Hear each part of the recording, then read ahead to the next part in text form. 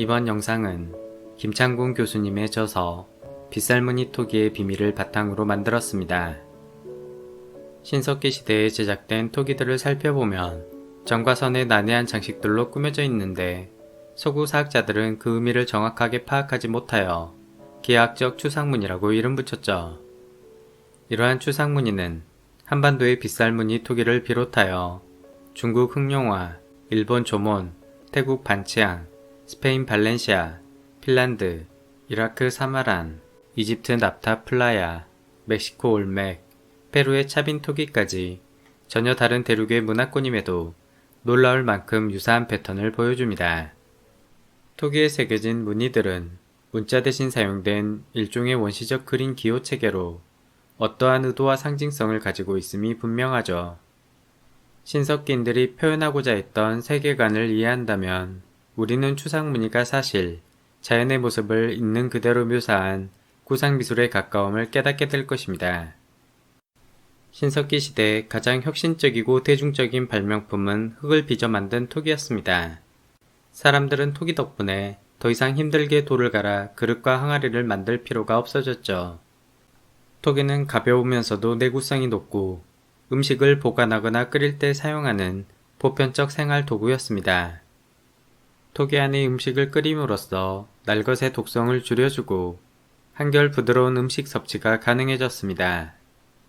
신석기인들은 토기 표면에 자신들이 가장 소중하게 믿고 있던 우운화생의 세계관을 정성스럽게 새겨 넣었습니다. 우운화생이란 세상 만물이 구름과 비에서 태어남을 뜻하죠. 농업혁명과 함께 곡물이 먹거리에서 가장 큰 비중을 차지하기 시작했고 비는 생존에 있어 가장 절대적 환경 요소가 되었습니다. 비는 땅을 적시고 세상을 풍요롭게 만드는 만물의 근원이자 순식간에 폭우와 홍수로 세상을 집어삼킬 수 있는 두려운 폭군이기도 했죠. 당시엔 물이 수증기로 변하고 하늘에서 구름이 형성된다는 과학 지식이 부족했기 때문에 소중한 비를 만드는 구름의 근원을 어떻게든 찾아내야 했습니다. 사람들은 구름을 만들고 비를 다스리는 초월적인 존재, 신의 개념을 상상해냈죠. 구석기 시대까지만 하더라도 토테미즘과 샤머니즘 종교 간의 증거는 흔하게 관찰되지만 신의 존재를 믿었다는 명확한 증거는 발견되지 않습니다. 강수량에 절대적으로 의존하는 농경생활이 유신론의 신앙 확립에 큰 영향을 미쳤음은 분명합니다. 반면 한반도 신석기인은 구름이 하늘 속 구멍 천문을 통해 내려온다고 믿었습니다. 신을 배제한 채 무르 기원을 찾으려 한 세계관 때문인지 한반도 신석기 유물에는 신앙의 흔적을 찾기가 매우 어렵죠. 암사동 빗살무늬 토기에 새겨진 추상문양은 우운화생의 세계관을 가장 명확하게 설명해주는 표준 해설서에 가깝습니다.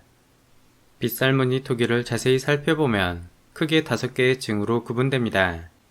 하늘 속 물의 기운인 천문, 파란 하늘, 반원형 혹은 삼각형 구름, 땅으로 떨어지는 점과 선의 빗줄기, 땅속 지하세계로 흘러가는 빗물입니다.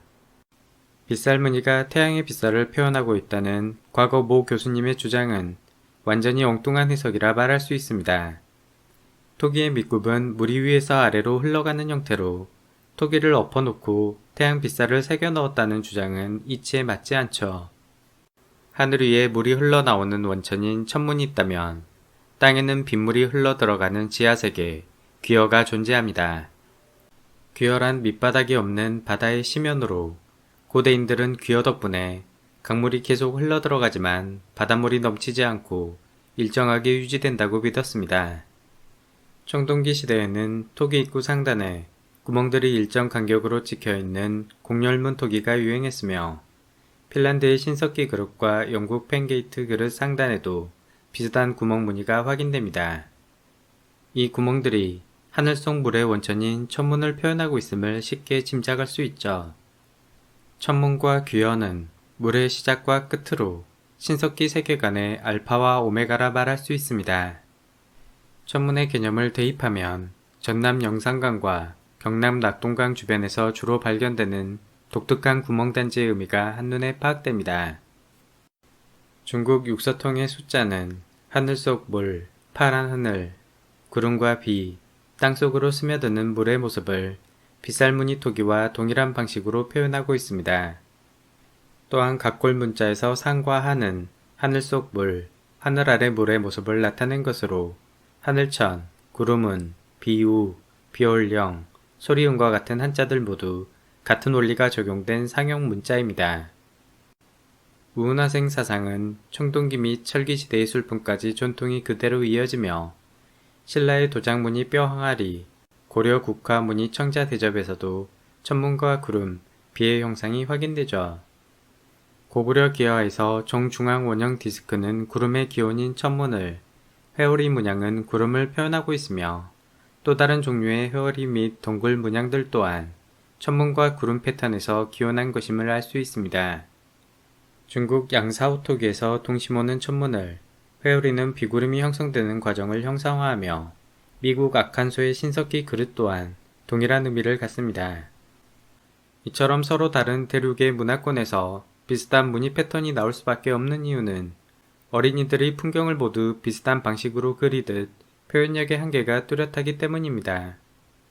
중국 함양, 진궁전 유적의 벽돌 그림에는 작은 물방울로 가득 차 있는 천문이 중앙에 위치하고 구름을 상징하는 용이 예술적으로 아름답게 표현되어 있습니다.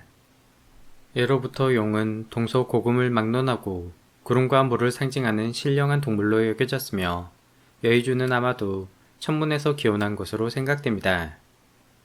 한편 일본인들의 자부심이 대단한 조몬토기는 화려한 불꽃 모양 외관 때문에 화염모양토기라고 불립니다. 하지만 조몬토기의 전체적 외관은 끈이 달린 바구니 형태를 모방한 것으로 위로 솟아있는 화염 부분은 바구니의 매듭을 표현한 것이죠. 또한 다른 종류의 조몬토기 문양들을 종합적으로 고려했을 때 화염 문양은 실상 소용돌이 치는 구름과 비바람의 패턴을 나타낸 것을 알 수 있습니다. 유럽 선사시대를 대표하는 벨비커, 종모양 토기와 콜디드웨어, 줄선 패턴 토기 또한 우은화생의 원리가 그대로 적용됩니다. 하늘 속 물, 삼각형 구름, 비, 땅속으로 스며드는 물이 관찰되나 다만 동양과 달리 천문은 존재하지 않죠. 아시리아 초기 토기에서도 삼각형 구름과 구름 속 물, 빗줄기, 땅이 묘사됩니다.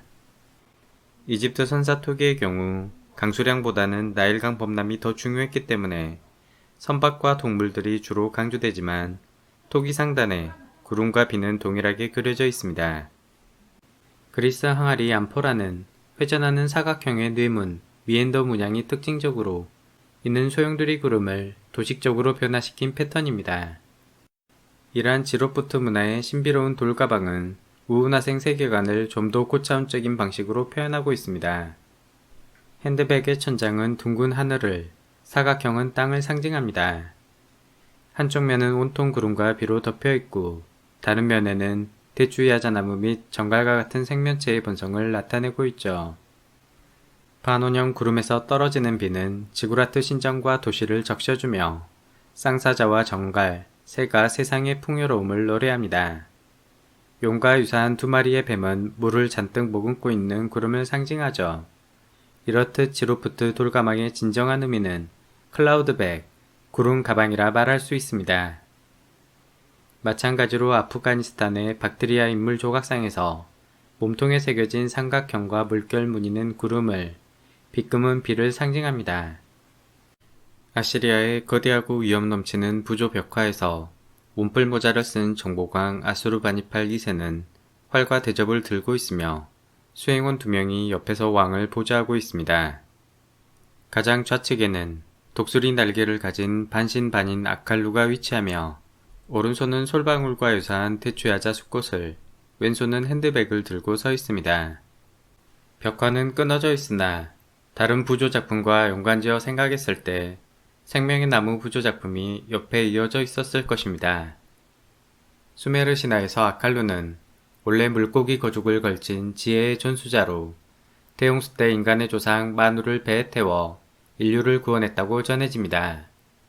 신아시리아 제국에서 아칼루는 독수리 날개를 가진 수호신으로 변화하지만 생명의 나무 옆에서 핸드백을 들고 있는 구도는 동일합니다.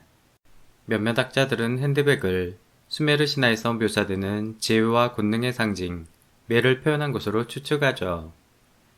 하지만 전체적인 디자인 구성상 대추야자나무를 키우기 위한 물주머니로 해석하는 게 더 자연스러워 보입니다. 대추야자나무는 중동의 삭막한 환경에서 잘 자랄 뿐만 아니라 해마다 한 그루에서 200kg 이상의 열매를 수확할 수 있어 예로부터 메소포타미아의 가장 중요한 식량 자원, 즉 생명의 나무였습니다. 젖과 꿀이 흐르는 땅에서 꿀은 바로 대추야자 시럽을 지칭하죠. 멕시코 울맥 문화의 라벤타 19번 부조 작품에서도 케찰코아틀 몸 안의 한 남성이 동일한 형태의 핸드백을 들고 있습니다. 깃털뱅 케찰코아틀은 동양의 용처럼 구름과 비를 관장하는 신이었습니다. 다만 올맥 문화에서는 구름을 만들어내는 신이 지하 동굴 안에 존재한다고 믿었으며 입을 벌리고 있는 거대한 동굴 입구의 기수 형상은 구름이 생성되는 천문에 해당합니다. 즉, 라벤타 부조 작품에서의 남성은 생명력의 원천인 구름 가방을 들고 있는 신성한 존재라 말할 수 있죠. 김창곤 교수님은 우은화생 관점에서 인류 최초의 신전인 괵베클리 테페를 물의 신전으로 해석하기도 합니다. 괵베클리 테페는 농경 문화가 정착되기 이전 수렵 채집인의 샤머니즘 성격이 짙기 때문에 개인적으로 동의하기 힘든 견해이나 몇몇 사항들은 고려해 볼 만합니다. 만약 거대한 티기둥이 구름을 관장하는 초월적 존재를 상징한다면 머리 부분은 물이 담겨있는 구름 가방에 해당하고 기다란 팔과 손은 빗물을 땅으로 전달하는 역할을 할 것입니다. 또한 43번 기둥에 새겨진 3개의 핸드백 문양은 구름 가방을, 밑에 삼각형 띠는 비구름을 표현한 것으로 해석하죠. 움푹 파인 원형 신전에 샘물이 방방하게 차 있었다면 매끈하게 도포된 테라조 바닥은 물을 채우기 위해 의도적으로 방수 코팅된 것일 수 있습니다. 특히 최근 연구가 활발히 진행 중인 카라한 테페의 경우 매끈한 바닥에 물이 차 있던 것으로 추정되는 흔적이 관찰되며 중앙 원형 구조물 옆에 매우 독특한 물 웅덩이 2개가 위치합니다. 2개의 물 웅덩이는 뱀을 연상시키는 길쭉한 수로로 이어져 있고 물이 흘러들어갈 수 있도록 디자인된 것처럼 보입니다. 중앙 원형 구조물에 물이 채워져 있었다면 당시 사람들은 카라한 테페를 단순한 조수조가 아닌 물의 신전으로 신성시했을 것입니다. 지금까지 살펴본 것처럼 전세계 선사시대 예술 작품에서 공통적으로 관찰되는 기하학적 추상무늬는 고대인의 생존과 직결된 구름과 비를 모티브로 삼고 있음을 알 수 있습니다. 우은화생의 새로운 관점으로 한반도 고인돌을 다시 살펴보니 구름과 비를 묘사하고 있음을 문득 깨닫게 됩니다. 끝까지 시청해 주셔서 감사합니다.